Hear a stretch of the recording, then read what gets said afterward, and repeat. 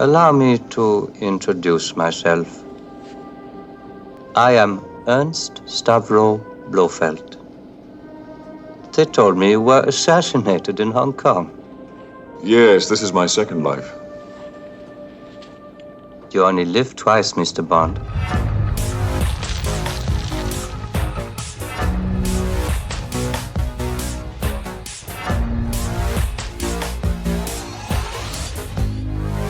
All right, fellas, welcome back to Ranked. I'm Charles.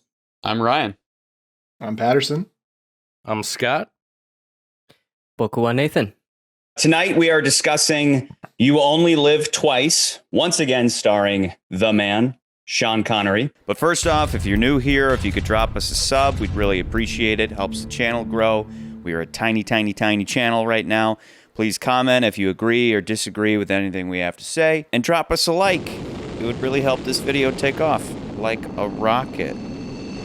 You Only Live Twice opens with the death of James Bond, a ruse meant to throw his enemies, namely Spectre, off of his trail, allowing him to investigate the disappearance of an American space capsule hijacked mid-flight by a mysterious enemy missile. Bond must locate the missing spaceship before the Americans attack Russia, who they accuse of being behind the hijacking. McCurdy, what you got for us? Well, 1967, You Only Live Twice, the beginning of the end of the Connery era. This film is directed by Gilbert. But let's talk about the writer of this movie, because it's kind of an interesting choice. Instead of Richard Baybaum, we get, I apologize if I script his name, Roald Dahl. And you guys may remember him for another famous James and the Giant Peach. But he also wrote, The Witches, BFG, Matilda, and probably most well-known for Charlie and the Chocolate Factory. I actually had to double take that because I was like, wait a fucking minute. I know that fucking guy. I've seen that name before. Golden Ticket, Roald I know. Dahl? Yes, that was literally, I was like, Yeah. You mean the motherfucker that did Oompa Loompas and shit also wrote... The guy doing children's books is going to write a movie about a guy who bangs chicks? And murders How dudes? did that happen? He was friends with Ian Fleming, and they approached him to do the screenplay, and this was actually his first screenplay. And he even had said when he did this movie, he's like, this isn't Fleming's best novel. And at this point, Fleming had already passed away. A lot of that book, I guess, is very much like a travelogue, so it's kind of boring. So he really just filled it in, made it a lot more like Dr. No, essentially. He was like, it's a simple plot. He goes to a location, he discovers, investigates what's going on. This film's the first on-screen appearance of Dr. Evil. Sorry, I meant to say Ernst Stavros Blofeld. Ernst Stavro Blofeld. Donald Pleasence. You may know Donald Pleasence in another major role as Dr. Loomis in the Halloween franchise. Mm-hmm. And he is the man who decided, hey, let's put a scar on my face. So that whole bit is actually from Donald Pleasence. So do you think maybe that came from, okay, this guy's face has always been hidden. Let's kind of explain Possibly. why, because if he revealed himself, right, and he didn't have something that made you go, whoa, it would just be like, oh, that's kind of boring. This is what he looks like. So I wonder if that was the motivation, because it's like, we've been building up that this is such a mysterious figure that he has to have some kind of shocking appearance to justify hiding it. Because that's the question. Why did they hide it for years? Was there a reason why they never showed it? I don't know. I honestly don't know. But I will say, we'll get into it, but I do think after the fact that they start showing Blofeld in these movies, I think the quality in some regards goes down. Because you lose that mysterious quality that Blofeld has. And not only that, but suddenly we now have a voice, right? Yeah. Before we always had a voice that was very calm, very deep, very just, this is what we're going to do, blah, blah, blah. And it lended to this evilness, right? That he never yelled a lot. But in this, you have this awkward moment where he goes, "Kill Bond now! Kill Bond! Now!" And it's not Blofeld-esque at all compared to what we had in the past. Because I think you diminish his potential by actually realizing him in a sense, Yeah. I think that literally shining a light on the monster. Here's the monster. Yeah. Oh, Yeah, Okay. before now, he could Yeah. have been capable of anything. Yeah. And like, you don't know exactly how far his reach is. You don't know exactly what he's capable of, or exactly how far he's willing to go, or how ruthless he is. This He film transcended kinda, like, being a human yeah. being. He was not just a man. He was an omnipresent. Again, the whole Right. Hydra, Spectra. He's or almost an Spectre, existential Hydra threat. thing. Yeah. Yeah. He's And now he's behind just a man. Everything he's in, later in the movie Spectre, Mr. White puts it perfectly. He's everywhere. Everywhere. He's sitting at your desk, he's kissing your lover, he's eating supper with your family. And then we just have a guy who, once you see him, you're Oh, like, he's right there. yeah. Oh, yeah, he's right there. Shoot him. Just shoot him. He's right there. You know? And I think you should take a drink for breaking your own rule. You Maybe you definitely- should that finish is your drink definitely a rule. for breaking Yeah, yeah. your own rule. Yep. That's a Yeah. But let me Yep. move on, because I did say I mentioned in the beginning as I was talking that this is the beginning of the end of the Connery era. And let me elaborate. So by this point, Connery has done, this is his 5th picture now. I mean, if you look at it, he's done several movies. He's starting to get tired, because as an actor, generally what happens is you're not only getting paid for doing the film, but you're also paid to doing the press of the film, which can bring a toll on an actor and any person, really. So he's doing all this press. It's also, he doesn't want to get typecasted into this role. And you also have to realize that another Bond film has come out like just that year, which was was Casino Royale, which was the parody version of the Bond franchise. So that's already in the zeitgeist, and everything has come to a head. These Bond films are very popular at this time. So when he goes to Japan, he had already declared that he wasn't going to be doing any more of these films. Mainly, one of the reasons may have been because he had a lot of press on him constantly. There were cameras.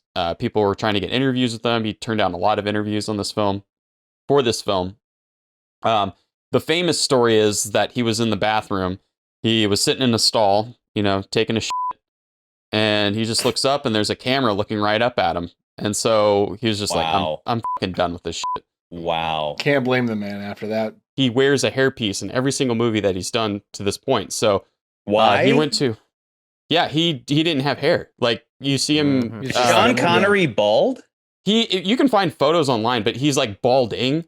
So he had to wear a hairpiece to kind I of didn't know hide that. actually. In this one, he definitely wore a hairpiece. He just didn't give a shit. He went into an interview where he just wore a t-shirt, some slack pants, didn't even wear his hairpiece. And the guy interviews like, "Is this how James Bond dresses?" And he's like, "I'm not James Bond. I'm Sean Connery." One of my complaints with this movie is just, I think the Bond women in this movie are kind of generic and they just don't really stick out, honestly. Racist. That's just how I feel when I watch the film. Because none of them knew English. None of them knew the English language, and they all had to be redubbed by white girls. There must be a long tunnel. Fellas, we are now open to proposals. What y'all got? I would like to make my proposal at this time. I would like to place this film 4th. So we would be at Goldfinger, From Russia with Love, Dr. No, and then You Only Live Twice, and then Thunderball? Correct. Okay. I'm coming in dead last. Does Patterson have a... Well, that's just because you're insecure about the whole Asian thing. I am on the fence. I'm with Nathan. I'm with Nathan. I'm Really? on the You gotta fence put it with putting last? this dead last, actually. I'm going to second Patterson, Okay. and let's argue that out. Let's Okay. argue. I'll the say I'm fourth on position. I want to point out I'm on the fence because I'm kind of like I could go Okay. both ways. Okay. I'm also on the fence, but To be I'm gonna honest, side with Nance for now. I'm even gonna say I'm on the fence. Like I could easily see this being placed last. Like, okay.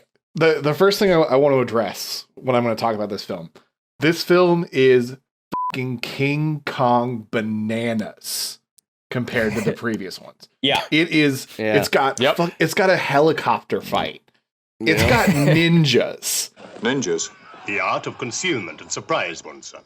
It's got Sean Connery pretending to be an Asian man on multiple occasions. More helicopters, more ninjas, More helicopters, more ninjas, more shutters. more shutters, A lot of lots shutters. of shutters. Open shutters.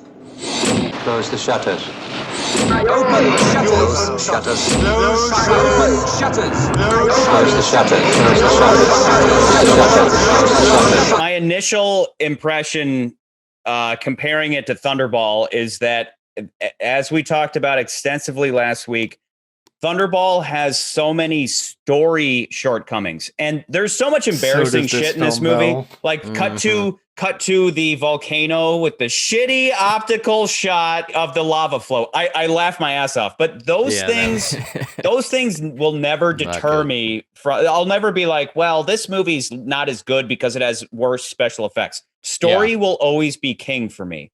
And I think that this is without a doubt better than Thunderball on story alone. And that's kind of where I was at, why I placed it at fourth. I would agree with you, Charlie. Like, I'm like, I think the story's a little better than Thunderball, which is why I'm going to put it there. Yeah. Even Bad Guy alone, like, I think Blofeld has his own shortcomings.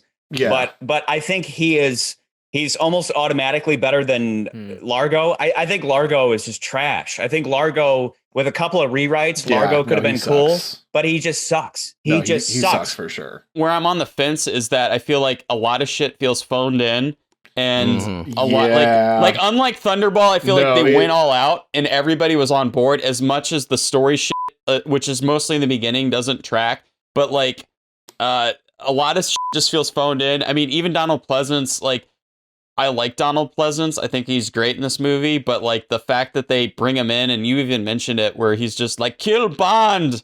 Yeah. And it's like, there's a reason why Austin Powers, why Mike Myers used this movie as probably the main template for that film. You know what I mean? Like, it's super hammy. It's super comic booky. So let's talk about Blofeld, though. First off, I think it's the same old cool stuff when he's hidden, right? And you don't see him. And now he has a new voice. He's got Pleasence's voice, and fine, sure. It doesn't have the same, low key, quiet, commanding voice. You know, and that was what's cool about Blofeld in the past, was that he never got angry. He never showed emotion. Our rules are very simple. If you fail, kill Bond now. His intro is odd. Allow me to introduce myself. I am Ernst Stavro Blofeld. They told me you were assassinated in Hong Kong. Yes, this is my second life. You only live twice, Mr. Bond. The blocking of his intro is really just kind of a bad directorial call by having Hans, his German bodyguard guy. Hans is just standing in front of him. So he's literally, as he's meeting James Bond face to face for the first time, he's just staring into a big German guy's ass. That's what he's doing. Yeah. If you watch the scene, I think he actually stands in front of Blofeld. So like we see Blofeld from the other end. From the other end. We see Blofeld. I think Blofeld was the one looking at the other end. Question. James has the rocket cigarette. Why doesn't he shoot Blofeld instead of that random guy in red? Fair enough. Also a good point. Right? Because shooting Blofeld wouldn't have ended anything. He needed to open the bay door so that all the ninjas could get in. Shooting Blofeld wouldn't have ended things. Interception will take place in 8 minutes. Nothing can prevent that. I think Thunderball had better direction. It had better, it definitely had better characters, where this movie has weaker characters, and I think the direction's not as good. And mainly, it's just those little things that you notice that I'm like, like Donald Pleasence's presence in the film is not that great. They spend way too much time on the fucking Japanese wedding. Movies like this back in the day had this whole thing of, you don't have Google, right? You can't just Google Japan and see Japan. You can't watch YouTube videos about Japan. So we're going to take you to a far off place, and this adventure is going to be in this unknown world. And that's why they spend a lot of time on the wedding sequence, the wedding sequence and all that. Yeah. I get what you're saying, Charlie. Like the script and the story, I think, are better. But I think that direction in this movie is just not as good. And I think it like falls more onto the second unit when you have all these really great stunts. And I mean, like I could go on and on about like, I think this movie's great when it comes to the action in this film. But I mean, as far as the rest of the direction of the film, I'm like, it's all right. No, I just don't think it's as good as the other ones. They do that thing that we talked about where Blofeld says, Do you know what gun this is? What a PPK. Only one person we know uses this sort of gun. James Bond. there's only one man on the planet Yeah. Yes. Yes. who uses a Walther PPK 7.65 millimeter. And Yeah. which is ridiculous because it's like anyone who knows what? anything about firearms is like every single firearm ever is mass manufactured. When we talked about Dr. No, I even said this. He says, The American CIA swear by them. which would mean that they also use them as well, and that all the 00 agents use them. So it's a very strange, like, I get as a story point, if Ronald Dahl's writing is like, oh, it sounds real cool. He's like, he's the only guy who uses gun, but it's like, it's I'm going to make this point about Blofeld as well. I think, I mean, it's parodied heavily, you know, in movies after this, but like just randomly executing your people because they failed to like kill Bond just makes you look weak. But it's, like, it's his it's MO. stupid to do that. I do appreciate the fact that Spectre does have this zero tolerance for failure thing, because that does keep everybody ruthless. That keeps them all desperate. They're desperate to kill Bond or do this, that, or the other. But they also, as far as it goes, killing Bond, even Blofeld himself by the end, every episode so far has had some segment dedicated to they keep Bond alive for X reason. And it's been clever up until now. But now Blofeld keeps Bond alive for no reason. Why? I mean, Blofeld should have done the Dr. Evil thing and immediately had Hans take Bond to the piranha thing and had Bond slowly lowered into the piranha trap or whatever. Piranhas. Like that would be fun, but instead he just keeps Bond there to watch, and that's fine. If he just lets Bond watch, like, I'm going to let you watch my evil plan, you know, you're going to watch me take over the world, that's fine. But then when it comes to the time to kill Bond, This is the price of he failure. just kills Osato, and Osato, by the way, Osato doesn't even react when the gun goes on him. He doesn't even go, but then right after that, his plan is to just sit in a cart on the monorail and just, goodbye, Mr. Bond, and just shoot him right there. Mr. Bond. He didn't do anything clever or fun or entertaining. He literally kept Bond alive to the last second for no reason other than the fact that this is a movie. Yeah. I've been saying this since, what was it, Dr. No? Where, like, the writers have this weird idea of how the villains murder their henchmen, where you set the scene up where, oh no, the guy is screwed up. He's done something wrong. He has a henchman who's also with them. And he's like, well, our henchman and I are screwed this up. It's, this guy is definitely going to die. He's going to die. The audience is going, this guy's going to die. Oh, and then who dies? It's the other guy. The guy next to him. The other guy dies. Yeah. They do that every single execution. And they think it's clever, and it's fucking not. It's just not a clever move. Because they do it every time. Twice. They do it every I know, that's time. what I'm saying. It's ridiculous. Yeah. I don't like that move. Just wait. They'll do it in more movies. Oh, but I'm sure it's they just will. a trope that, like, I continuously see. But yeah, they do it twice in this movie, right? The second one's just stupid. The first one makes sense. He's making a statement because he's dealing with those two guys. He's saying, I want 100 million up front. They're like, this is fucking ridiculous. This wasn't the plan. He sends them off to the side, makes a point to them that, hey, I'm going to feed you to the piranhas by killing number 11. This is like now the third time it's been used in the franchise. Yeah, I mean, but it's the first pretty one makes a absurd. point to people he's trying to deal business with. Like, well, you want to be the next one in the piranha pit? Give me my 100 million. So on that note, those guys, when they talk about my government, you know, my government's very pleased, or we're looking for war. Are they Chinese or Japanese? They're Chinese. China. They're Japanese. Chinese. I'm sure they are, but do we know Probably. that? I think it's just alluded to. Mm-hmm. I never get that out of that, but Okay, wait, like my takeaway was China's the one that stands to benefit the most from the United States and the Soviets like destroying each other because they're like, we become the new superpower if the USSR and the US just are at each other's throats and they destroy each other. Like we're the ones that stand against. So I took it as them being Chinese, and that's why the government was like, yes, like this is good. This is what we want to happen. So that was my impression. Well, and Stavro says, In a matter of hours, when America and Russia have annihilated each other, we shall see a new power dominating the world. That new power is China. I wasn't sure if he meant China or if he meant Spectre, because this is Blofeld. I really think he means Spectre. It could be both. He said national power. He said another national power. It's not Japan. It's not Russia. It's not China. America.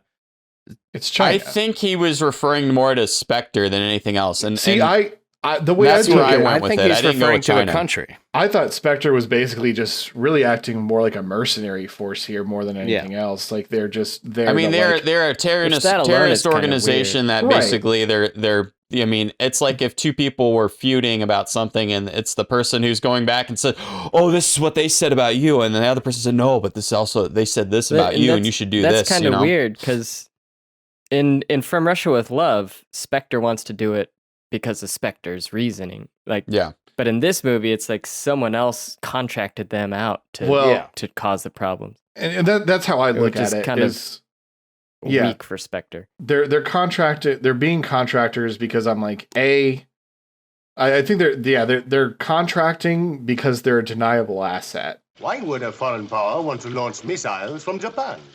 Because if ever they were discovered, they could deny all responsibility, especially if some private organization's doing the work. Osato? He's merely a front. Who is big enough? Spectre. Like if this goes south, it's not China that like stirred the shit pot. It was Spectre. That's why I figured they went through. Like that's why they went through Spectre was because they're like they can blame Spectre instead of like because if that's your plan. If you're China, you want that deniable asset to be like, yeah, that like that's just Spectre being dickheads. Like we didn't. Yeah, and they contract a Japanese company to right, be able to and push like off, Spectre's like, covering well, their own the shit. Japanese, really, the Bond franchise from this point on is going to be because the Bond, like I said before, like the Casino Royale parody film had already come out by this point, right? So the franchise as a whole, the whole super spy bubble, if you will, like right now we're in a superhero franchise bubble. That whole thing pops after this film, like kind of after this film. And so every movie after this is what's new, what's in, and they're going to use that to like market these movies. This film, I'm like surprised, and I thought about it, I'm like, oh wait, yeah, they're doing that with this film with the space race, which was big at that point. Because I mean, it wasn't until like 69's only in 2 years or 3 years when they make this film. And that's when we first land on the moon. So it's kind of a big deal at this point. But I do think like it's kind of weird going from nuclear weapons from the last movie that could actually kill people to just trying to incite a war over people going to space, and the technology at that point isn't even that grand. Well, yeah, but it's still nuclear war. That would have been mutually assured destruction. Over spaceships? Yeah, absolutely. it was the space race. I just think that's just a little far-fetched. Race to control space. Any interference with this spaceship will be regarded as an act of war. May I ask what motive our Russian friends would have for wishing to destroy American spacecraft? My government sees this as nothing less than a blatant attempt to gain complete and absolute control of space itself for military purposes. Well, that's the Cold War. Yeah, no, I'm with Nans. Yeah. Like what we're forgetting here is the cultural context. Like this space race was a surrogate for armed conflict. But but during this point, I mean, America and even America and Russia were still.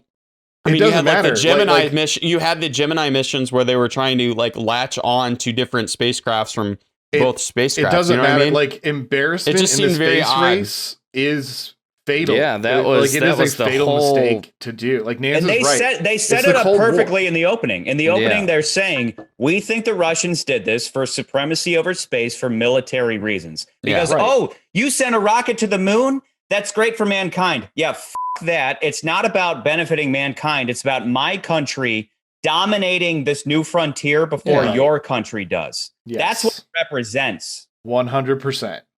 Post-Cold War, those tensions carried over into continued competition into the space race. Who's going to dominate space first? Who's going to take that? And they made a point early in the film. They made a point that this is the Soviets trying to control space for military purposes. Yeah. That's what each one of them viewed it as, is who's going to take over space for that purpose. Yeah. Literally everything I just said. To make it contemporary. Better space. More space. Better rockets. I don't think you rockets said that don't even fucking exist. You know what's really funny about this movie is that they have a rocket in this film that like we only just recently got the technology to, and that's a rocket that flies up into space. Yeah, and lands comes back down like this. Yeah, exactly comes down like that. Now, did you know Elon was inspired by this film? I wouldn't be surprised. And multiple Bond films, actually. By the way, that giant volcano set, so the volcano set, which was designed by Ken Adams, that whole set cost $1 million. Right? AKA the budget of Dr. No. Exactly. Jesus Christ. Exactly. They spent a movie and he was budget like, on he a goes to set. Saltzman and Broccoli and he's like, hey, So as a half Asian, were you only half as offended by this film? I wasn't at all offended by this film. To that point, that's what I'm gonna. Me as the guy who doesn't give a fuck, I'm gonna throw this out to everybody that nowadays everybody be like, wait a second, they put James Bond undercover as an Asian person, and so they make him look Asian. That's so horrible. That's racist. Why is it a problem that certain people look different from other people? And if you were to disguise yourself as that other race of people, you might alter your physical appearance to look like that. To make my That's own... been politicized to where blackface is this horrible thing that makes fun of black people. And sure, that's bad. I think there's a history with blackface, but I think there's with this a film... history with blackface, yes. But that bleeds over to everything else where it's like making Bond look Asian.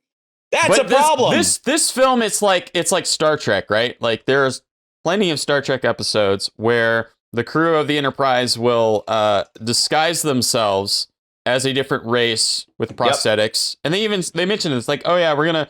And that's kind of how I view this. Like, yeah, it's kind of it feels like when you watch it, you're like, this feels a little weird, but like when you know the reasoning behind it, you're like, okay, it's not as bad as like out of like if someone would tell you out of context. Oh yeah, Connery goes full Asian in this movie. He becomes Japanese. You'd be like, that's coincidentally, racist. he literally looks like Spock. Well, and I'm gonna go ahead. And with this movie, it's like he looks like a Vulcan. To give them like, some oh no, he's slack disguising here, himself. This to give them some slack here. It's like put yourself in Bond's position. You're a secret agent. You need to come up with a disguise. You're in Japan. What the fuck else are you gonna do?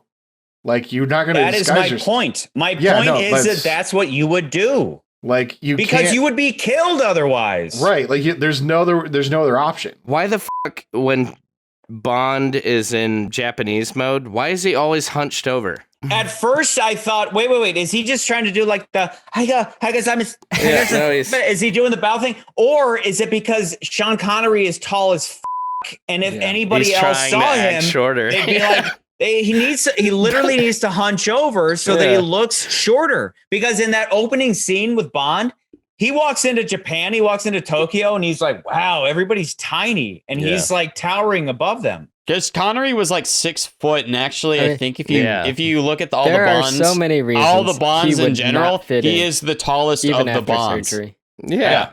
He still doesn't fit in. He still doesn't fit in. He's just fucking hunched over. But first, you must become Japanese.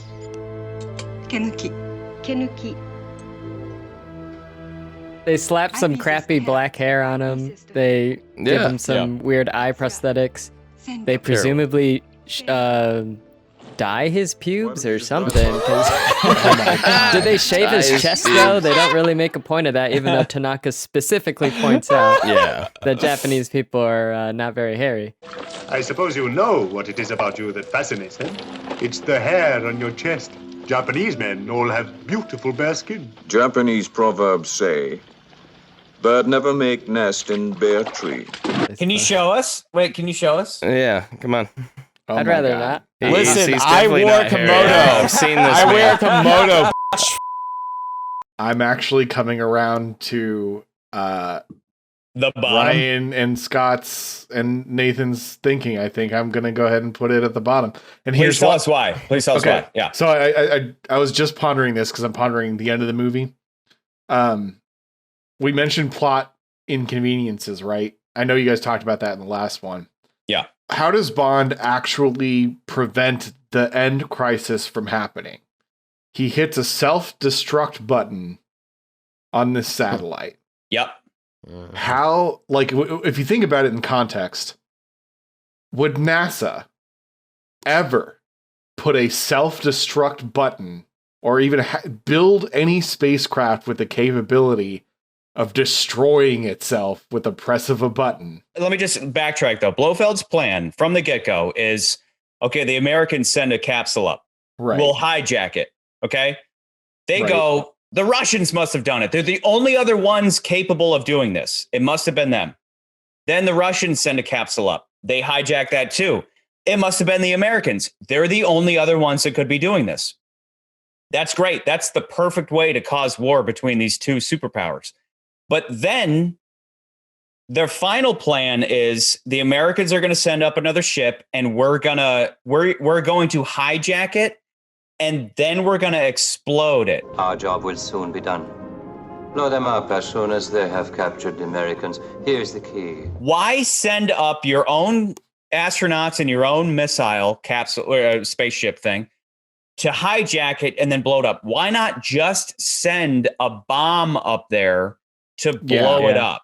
Why would you not just do? I mean, Blofeld's not going to care about individual. I think. astronauts, Here's right? what I think But happened. Why not I just think, cut to the I think chase the script and just was, send it up there and blow it up? But I think that's the other thing that you just joggled my brain is I'm like, why keep the astronauts if you're not because I could see this. I could see them capturing the astronauts and putting their lives up for ransom, which would make way more sense to me than being like, oh, we're gonna not just blow up the capsules. Like, why not just destroy the capsules? And that would make more sense. Exactly what I'm saying. So to me, it's like the plan in Thunderball, I think, makes way more sense because you've stolen some nuclear weapons. Yes, Bond's trying to find that doesn't make a lot of sense. Yeah, no, I'm kind of with McCurdy. It makes just as much sense to ransom the astronauts because, like, the personnel are as valuable as the spacecraft. Why keep the astronauts around? It doesn't make that to me doesn't even make sense. It's just way more money to do unless you're that. going to make good on extortion.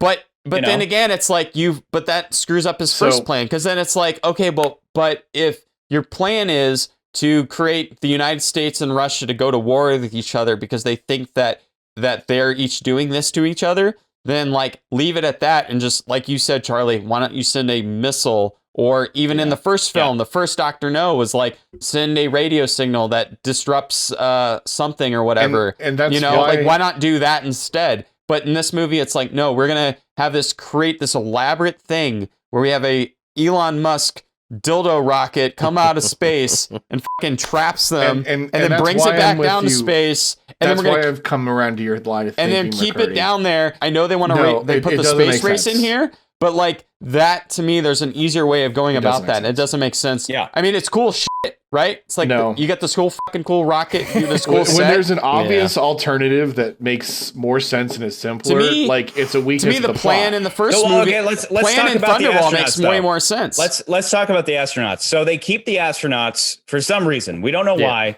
but they have the astronauts in a cell. It's two Russians and an American, and they're kind of getting buddy, and then Bond breaks them out, right? But then instead of sending one of them, instead of Bond being like, hey, you're going to take the place of this Japanese guy and you're going to go in this thing and your mission is I'm going to be here in the command center and I'm going to try to take down Blofeld, and you astronaut guy, these Russians, we can't trust them, but you last American guy, you're going to go up in this spaceship and you're going to do something. Instead, Bond goes.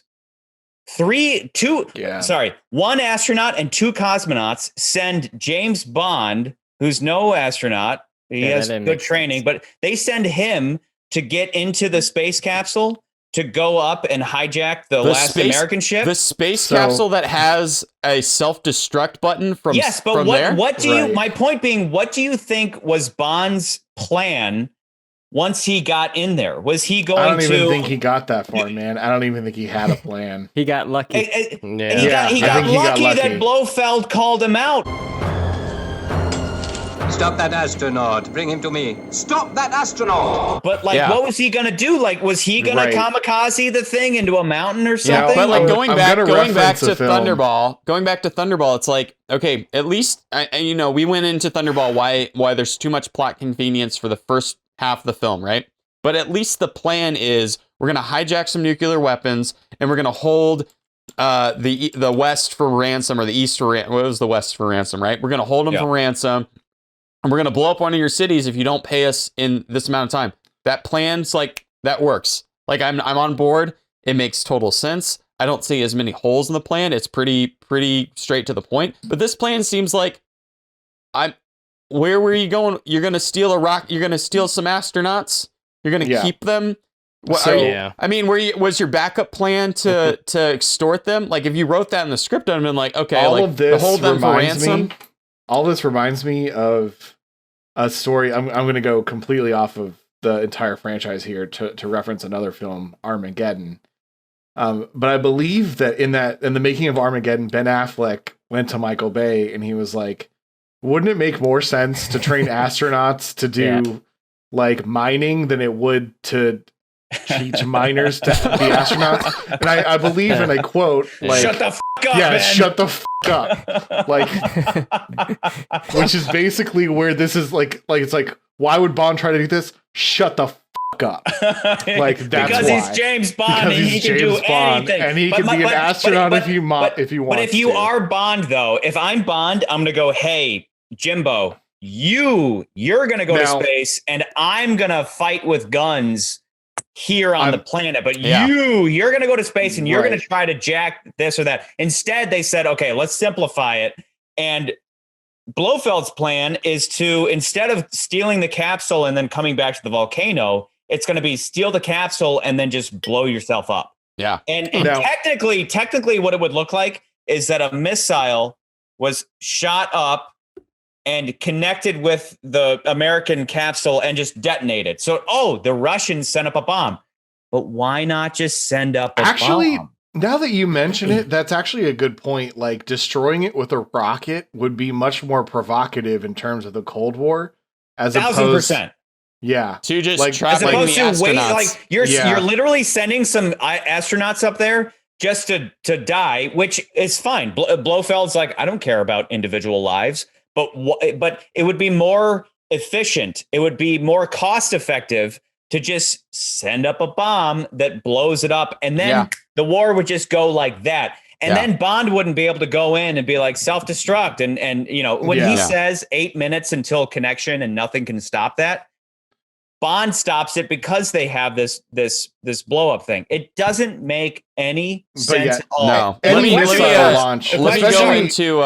go into the. So I think we've figured everything out how ridiculous this is. But let me go into what I think the other thing that's weak about this movie, where I think Thunderball definitely does a better job of, and that is the Bond women.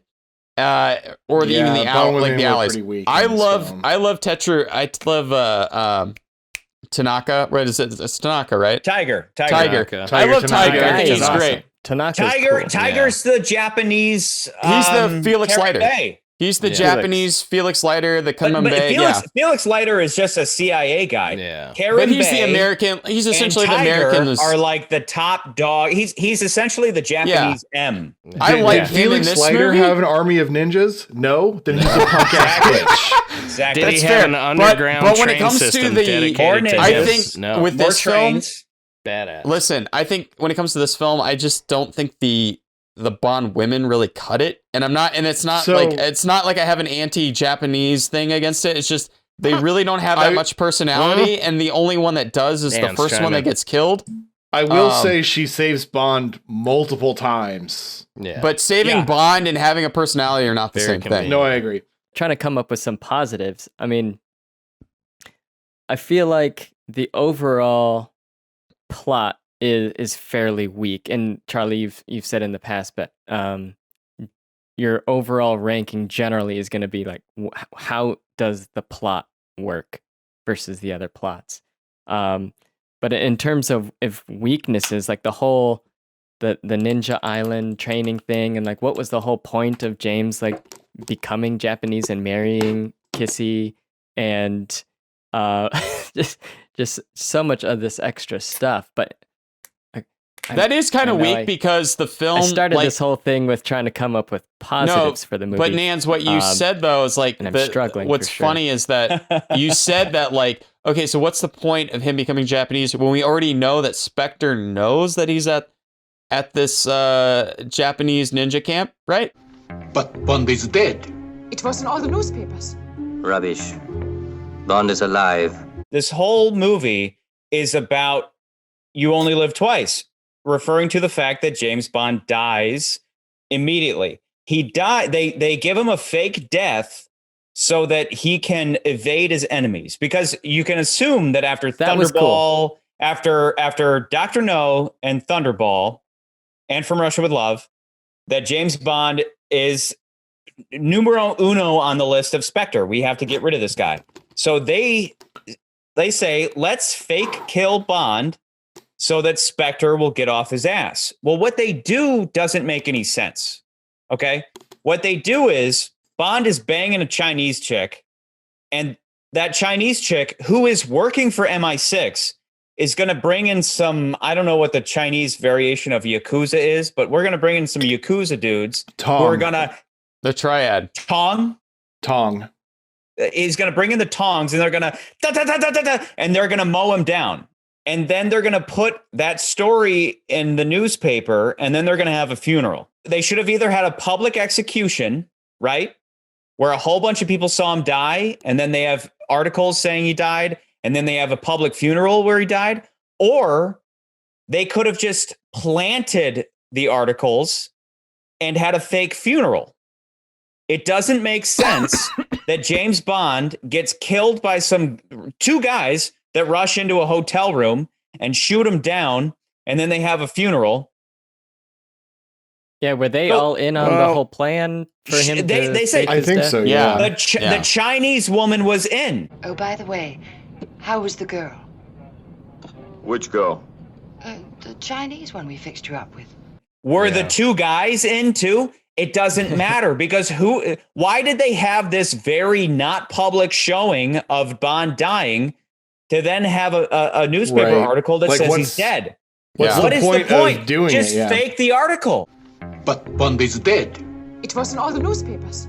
Yeah. Well, they did have 5 officers run into that room. It doesn't matter. Like, you still want to do it in public. Everybody is still... officers were English. The officers were English guys, so they could have just... Hey, your queen commands you. Would it have been better if Bond had been in a car accident, or Bond, got syphilis and... He should have died suddenly. Terrible age. God damn it. Just, but Charlie, you make a very good point. And again, it goes back to like this, it goes back to what you said in the last movie, right? Like, you watch the movie and you're like, this is great. I'm enjoying this. This movie's great. But when you really look into it, you're like, wait a minute. To check off like the title of the movie, it's like, okay, well, he has to die. And it makes sense that like we'll hide it from Spectre. But then the way that they do it, the execution is just kind of like, did we really think this through? I remembered like what I was trying to drive at in terms of positives for this movie is, I forgot it. Never mind.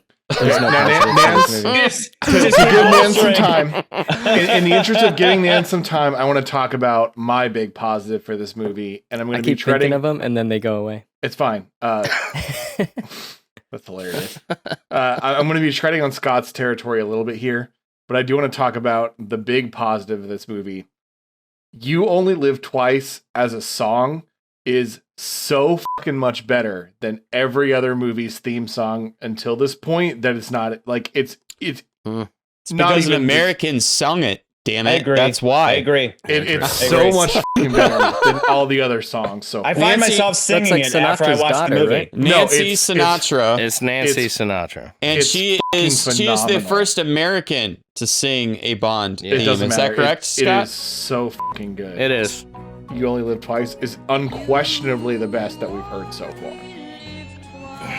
And honestly, Scott, if you disagree, tell him why. Tell me why. I want to hear why. If you don't think that it's the best intro song. This movie, this Yes. song. So far that we've heard. That's what I'm saying. So far that Again, we've heard, this is the best This intro is the song. same reason I brought up from Russia with Love. Matt Monro, personally, is, from my childhood, one of my favorite artists. I grew up listening to him. We don't give a fuck about your childhood. And you shouldn't either. Okay, so once again, coming back to my point, Matt Monro was quoted, or Frank Sinatra quoted, or was quoted as saying Matt Monro is one of the best voices of his time. Here's the problem with your argument. And the same argument that you had, Patterson. You only live twice. Yes, and the same argument that you said, Patterson, is this is a brilliant song, but it is not the best Bond intro song, in my opinion. It does not feel like a Bond song. It does not have... Are you f***ing kidding me right now? Yeah.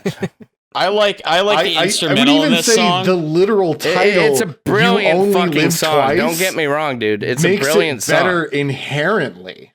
I think the title as a song. I'm not even talking about the lyrics of the words. I enjoy the guitar melody that's played under this. Like it's a lot of layers, and it's different from Goldfinger and Thunderball. But I do like this song a lot. This is a brilliant fucking song. This is the same point I made about From Russia with Love. Brilliant song, not the best Bond song. Where do you put Doesn't bring in the Bond theme. Yeah, where do you put it? It's not clearly composed by John Barry. It does not have... Scott, bitch. Where do you fucking put it? Where do you put it? Scott, where do you put it in your ranking? Your personal ranking? This is your category, category, bitch. I actually, my original rankings, I changed it after this film. I put this song above From Russia with Love, but it's in third. That's is not a better bad than ranking. Goldfinger. It is not better than Thunderball. That's not a bad. I don't think it's a bad ranking. You only live twice. From Russia with Love, and then Dr. No. Yeah. No, it's Three Blind Mice, Charlie. Get it right. Three Blind Mice. Yeah. And Patterson, I get your point. I do. I want to love. I do love this song. This is not the best Bond song. It's just not. It doesn't have that feel of the large horns, the dramatic intro, the feel of Patterson. The word you were looking for, and I will take a drink for saying this, is iconic. Drink. It is iconic. It is a brilliant fucking song. To talk about my particular rankings for the gadgets, I'm gonna go ahead and say, like, this is another argument for this film being above last. Little Nellie is the best fucking gadget so far, period. Mm-hmm. Yeah. That's not even a question. Like, you mean not the safe cracker? Yeah, fuck off. It's Little Nellie. There's still not good. even Little Nellie. Wait. A toast not only to Little Nellie, but to Little Nellie's father. Yes. Tiger, contact M. Tell him to send Little Nellie. Repeat, Little Nellie. Suggest she be accompanied by her father. Welcome to Japan, Dad. Is my little girl hot and ready? I think it's one of the cooler scenes in the movie for sure.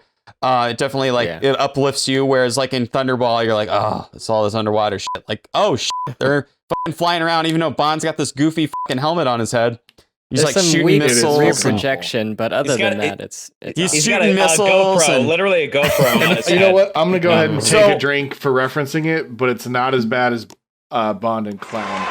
I'm a British agent. What? So they film it in Japan, and they're doing all this stuff. They're doing all these aerial flights and shit. So the sad part of this story is, well, it's not sad, but it's also kind of crazy, is basically one of the camera guys was filming one of the Spectre helicopters, looking down at it, and there was an updraft. So the Spectre helicopter is coming up onto the other helicopter, and it fucking sliced the cameraman's foot off. So he's looking, or not, it's like it's hanging off of him. Gosh. So he's looking down. He even he's filming it, and he's looking down, and he actually sees it on the film. So they had it on the film. So the guy, wait, what do you mean? What do you mean? What do you mean? His camera. He's like looking at it. He's like he gets his fucking foot slide off, and like he panned down, and it's not in the film, of course, but he panned down. His foot is like hanging off of his body because the fucking helicopter. Okay. Tonight, we're going to toast to that man's... I was going to say, do you know that guy's name? Because that's the guy who gets the toast for tonight. Little Nellie got a hot reception. 4 big shots made improper advances towards her. But she defended her honor with great success, heading for home. I love how Bond continues to only talk in code with little Nellie. Like, he has this weird emotional connection with little Nellie. Yes. Which is a lot of fun. Because James Bond, the whole character is the guy who's ice in his veins and he doesn't give a fuck about anything, but he loves little Nellie more, like he loves a dog. But that's the thing about the movie. It's like he cares more about you feel like he cares more about little Nellie than he cares about Kissy Suzuki and like the other Bond girl. Like completely, he does not give two shits about them. Before or he after cares more about little Nellie. Once he's had sex with them, he doesn't care about them. He's like, fuck it. I care more about little Nellie. Is my little girl hot and ready? For me, it's like the overall plot of this one is just a bit weaker. The level of spectacle of this one is there with Thunderball, which is great, and I think is another strong point for this one is at least it's not underwater. I guess a bunch of ninjas storming a volcano layer is more interesting to watch. But Thunderball, I just can't get over the stupidity of Largo. I know Largo's a stupid villain, but Largo at least was an active villain where Donald Pleasence is a dude sitting in a chair and then punching buttons and saying, oh, go kill Bond now. Open the shutters! Close the shutters. I want to entertain the idea of Dr. No versus You Only Live Twice with the idea that You Only Live Twice is going to go below Dr. No because Dr. No is pure in its simplicity. It is so pure in its simplicity. But I think ultimately Thunderball does have these. It doesn't.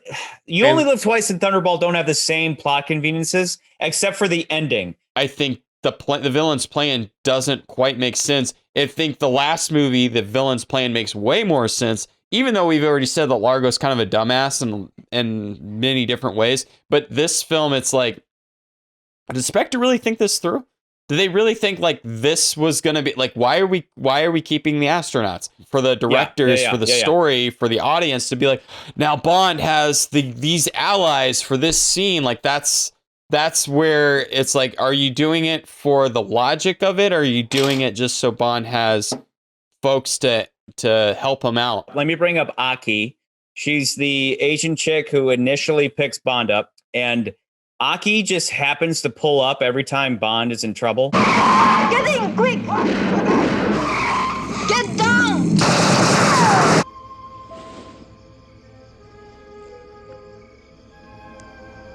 You can maybe justify that maybe they're listening in because Aki represents Tiger, and Tiger is he's the M of Japan. He's like the main, he's the head of Secret Service. She is kind of used as an Aki Ex Machina.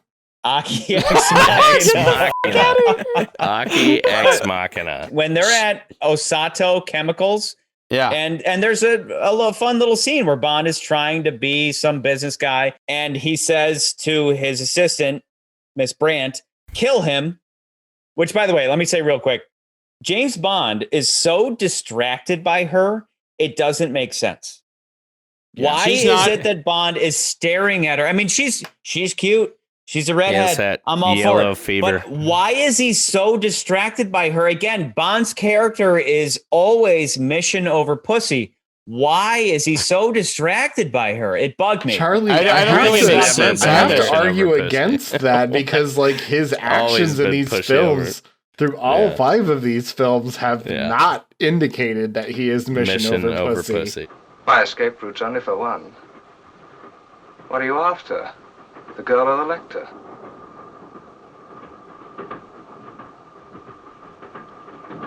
All right. It's bad for your liver, isn't it? Nonsense. It adds a sparkle to the day. Sure it does.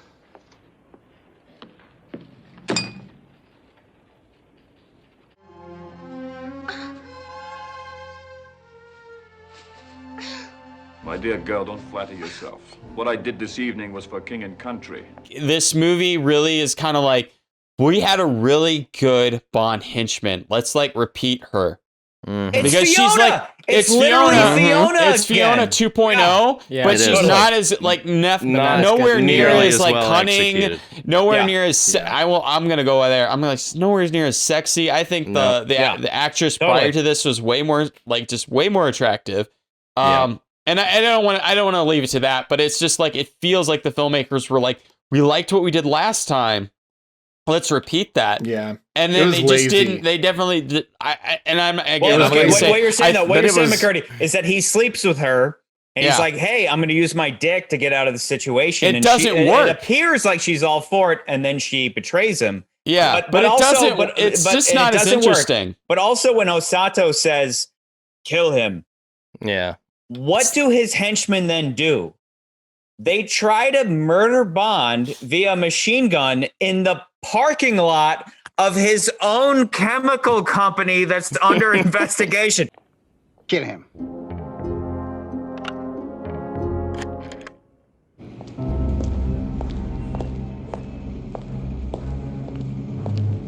It doesn't make any fucking sense. At least wait for Bond to get back to his apartment or something, or send her to go seduce him or whatever, and then have somebody come in and kill him, just like the Chinese sequence. Hold on, with that whole sequence though, like in the beginning of it, we have fucking shutters again.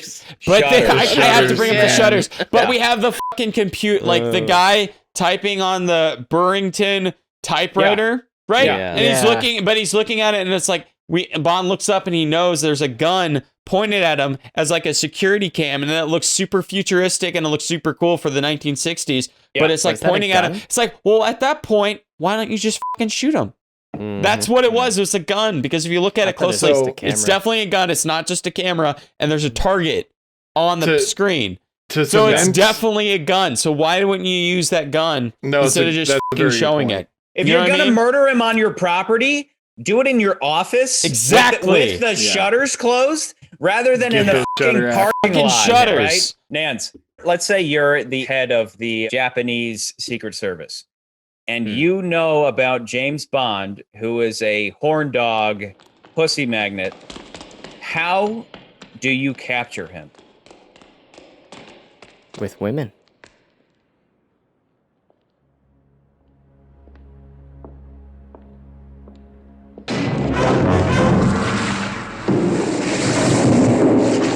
Is it raining? Is it snowing? Is a hurricane a blowing? Welcome to Japan, Mr. Bond. They use the spectacle, they use the sets, they use all this stuff as a crutch for a lot of shit. Like, wouldn't it be cool if a helicopter had a fucking magnet on it and love that, though. That's I cool. love that scene. It's a cool moment, but like there's so cool. We are being chased by gunmen in black sedan. I'm heading south for Highway 2. Arrange usual reception, please. Okay, and I'll give you that. Like, that's Tanaka, a cool moment. I need you to pick up these motherfuckers following us and drop them in the ocean. That is like stellar. you said in I think that is Goldfinger. stellar. Charlie, like you said in Goldfinger, I do love all these movies, and I love this movie. It's got its goofy moments, but like, there's so many of them in this movie that like even the fucking little Nellie scene, as cool as it is, I'm like, they went to like fucking mini helicopter. They were like, let's put a fucking mini helicopter in this movie because when and in reality they would have been like, let's just get an actual fucking helicopter and fly over it with fucking missiles. Did this movie have any good quotes for you? Bond jokes? Yeah, are there any good Bond jokes? No. The Bond jokes suck in this movie. Yeah. There's the one that is Bon Appetit. Bon appetit. It's so basic. There's maybe one other. How's that for Japanese efficiency? Just a drop in the ocean. Okay, that's good. I'm not gonna fuck off. It's but good, that's great. But like Bon Appetit though is right after Bond literally murdered a dude, and so I struggle. But they're both weak. Sorry, in comparison to the other ones, definitely. Joke of the magnet picking up the car is the guy clearly hundreds of feet off the air, just still actively steering. I briefly want to talk about my favorite assassins so far. Okay. The poison string assassin That was cool. And this is what I talked about last episode with that shitty assassin with the gun behind the curtain. It's like, come on, you don't have anything better. String poison guy is so Asian. He's so perfectly Asian. He's like straight out of like manga comics or something. He's like perfect. He's like samurai movie. Okay, that's fair. Asian assassin. I love him. And the fact that he tries to kill Bond and he kills Aki, it's perfect. That scene is perfect. And then Bond's reaction is the...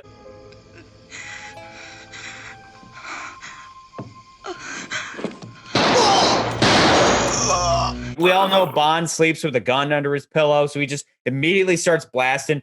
That scene is perfection. I love it. They are an intriguing people. From the moment they wake, they devote themselves to the perfection of whatever they pursue.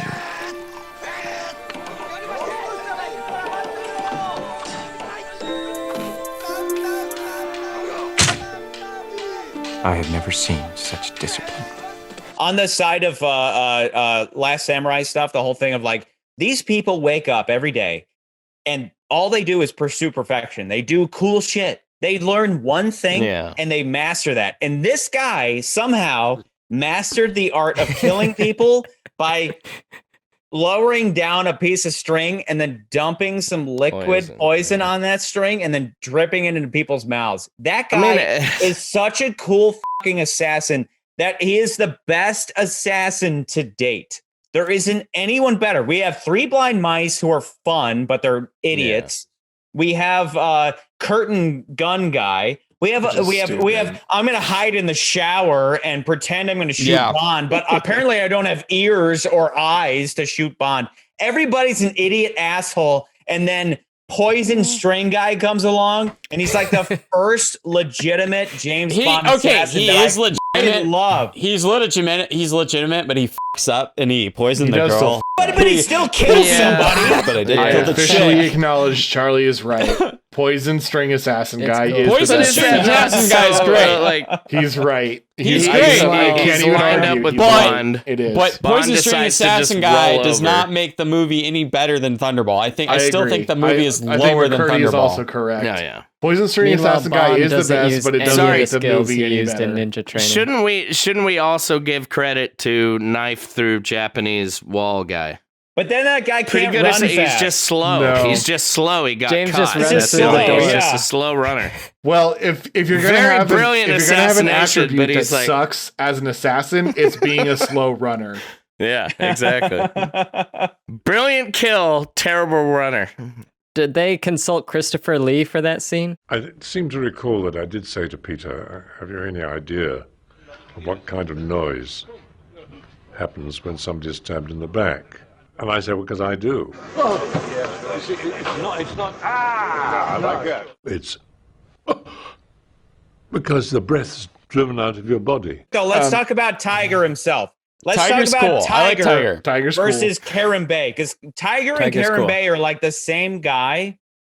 Tiger's just a little more Asian. Tiger is the coolest of them all so far. As I said earlier, does Karen Bay have Ninja Army? No. Does anyone else have Ninja Army? F off then. Just to be able to say those words, I have a ninja army. The dude is a With badass, rocket and guns. He's a rock solid misogynist. In Japan, men always come first, women come second. I might just retire to here. For progressives, that's the scene that probably loses people in this movie. Is they're like, "What the fuck?" Like, I'm going to say, but we're not in our worlds. We're living in James Bond's world. James Bond Fair is enough. primary. Fair and Bond enough. shows up somewhere where men are number one by default. But and I think that also Within weakens the Bond universe. You have to appreciate that. Again, I don't think the women in this film like stand up to many of the other Bond women in the other previous films, but I do like Aki, even though she gets killed. I think she's one of the better ones. To pivot back to what I was talking about, I copy that. I think that yes, this movie spent a shit ton of money on a lot of spectacle, just like Thunderball. But I think for some reason the cinematography fails. And sure, cinematography, it's a big word, right? But ultimately what it equates to is the way your eyes see the movie. And the movie looks cheaper. It looks flat. It looks flat and cheaper than other movies, including Dr. No. And that's the problem, is that it's and that's not like a budget thing either. They had all the money in the world, but they spent that money on sets and explosions and ninja armies, and they didn't spend it on story, just like Thunderball. And that was my problem with Thunderball, is that they spent all this money on, look at this awesome underwater stuff. If we're arguing Thunderball versus this movie, I think at least the money in Thunderball is, by the way, I looked it up. It's $9 million for Thunderball. It was 9.8. So we can say like 9 million to 10 million, right? Close enough. Like it's really close, but like at least with Thunderball, you're spending it on some really decent underwater effects. And I know Nans and Scott, you guys were kind of bored by that, but at least it like looked pretty decent on film. It was just ridiculous. But this film, it was like you're spending it again on the budget, and you're spending it on maybe a really good helicopter sequence that only lasts like 3 minutes in the movie, and then the action sequence at the end, which is, it's great, it's fine, it's kind of the commando trope, which we'll see in later films. But it's like, it's all right. But let me ask a very basic question to all of you, one by one. Of these 5 movies, which would you put in first, Nathan? Which movie would you want to watch right now? Just for entertainment purposes, not for like anything, for any reason. You want to just put, you're like, of these 5. I'm drawn to this one. I want to put it in right now and I want to watch it. I'd probably be between Goldfinger and Dr. No. Patterson. Goldfinger, no doubt. Scott. Goldfinger. McCurdy. Goldfinger. So Goldfinger is number 1. I think we all agree From Russia with Love is still at number 2. Yep. Right? Yep. Number 3. Again, this is where the trouble comes. Would you rather put in Dr. No or You Only Live Twice or Thunderball for number 3? No. Dr. No. I put Thunderball in. I'm going to say Dr. No. Scott? Yeah, I'm going to say Thunderball. It's the first time I've ever seen Scott think. So here's the thing. It sounds like we're juggling between the third Dr. No and Thunderball being 3 and 4, which kind of automatically means You Only Live Twice is at the bottom. I totally agree. Where we're at. Yeah, that's a different way to approach it. I like that. That makes sense. Yeah. So let me just strike it into stone, and we'll see how we feel about it. Goldfinger maintains supremacy. Yep. From Russia with Love, number 2. Yep. Dr. No at number 3. Yep. Thunderball at number 4. Yep. And You Only Live Twice in last place at number 5. Yep. I agree. And the usual disclaimer, You Only Live Twice is a lot of fun. I would rather watch You Only Live Twice over just about anything else that came out in 1967. Fair enough.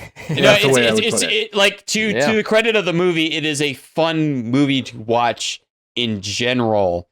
Yeah. Like I would not mind watching this movie at all. It just doesn't stand up to its competitors, and that's why it's at the bottom. Yeah, exactly. Yeah, for me, it's like the first half of the movie is pretty strong, and then it kind of falls apart towards the end, where we find out about the whole I think that's Spectre ultimately plot and what everything going on. Yeah. Like, if we're gonna point to anything being like the factor here, it's just like Goldfinger's fun the whole fucking movie, and it makes sense the whole fucking time. Yeah.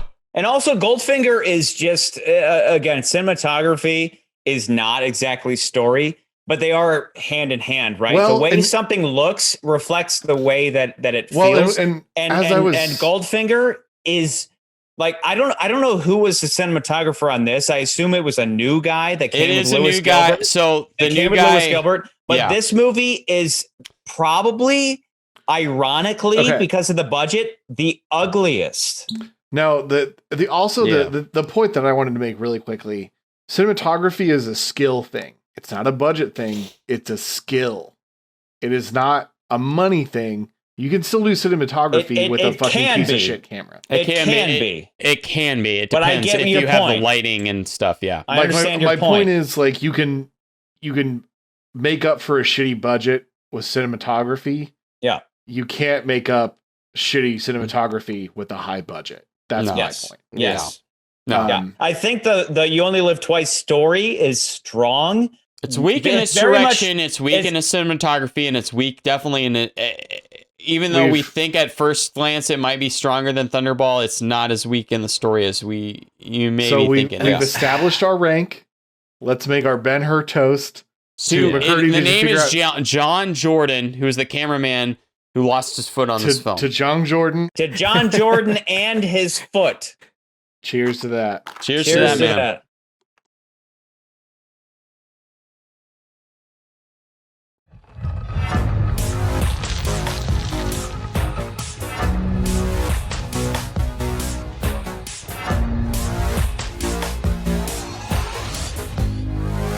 Okay, I gotta take a piss.